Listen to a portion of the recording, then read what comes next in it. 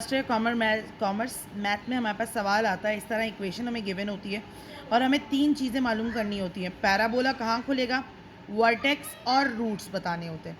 तो पैराबोला सबसे पहले मैं आपको बता दूं, यानी हम ए की वैल्यू देते हैं। ए हमारे पास हमेशा वो होगा जिसकी वैल्यू के साथ एक्स स्क्वायर होगा।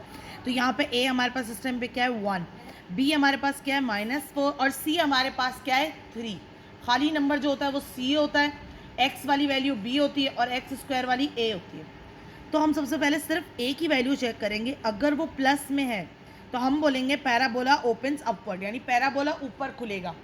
और अगर ए की वैल्यू माइनस में है तो हम बोलेंगे पैराबोला ओपन्स डाउनवर्ड, यानी ये सिर्फ हमें एक लाइन लिखनी होती है, ओपन्स अपवर्ड या ओपन्स डाउनवर्ड की।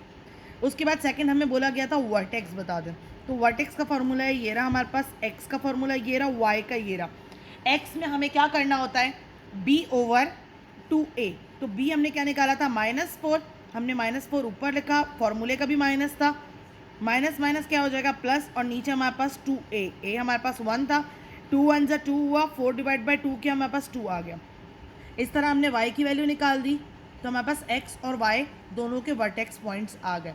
फिर हमारे पास आ गया तीसरा होता है रूट्स, ये हमारे पास लिखा पता ना, parabola vertex and then roots था। फिर हम आ गए रूट्स पे।